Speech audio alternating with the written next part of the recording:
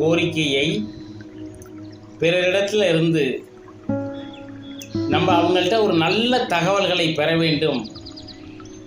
நம்ம சொல்லக்கூடிய விஷயத்திற்கு அவங்க இசைவாக வர வேண்டும். இதற்கான ஒரு அற்புதமான பயிற்சி. அவங்களோட உருவத்தை நம் மனதிற்குள்ளார ஒரு தெளிவான காட்சியாக வைத்துக்கொண்டு நம்ம என்ன கேட்கணும்னு நினைக்கிறோமோ மனதிற்குள்ளார அவங்க உருவத்தை பார்த்து பேசிக்கிட்டு இருப்போம். நம் கரங்களிலிருந்து வெளிப்படக்கூடிய ஒரு விதமான காந்த கதிர்கள் அது ஒரு வெளிச்சமாக அவங்க முகத்துல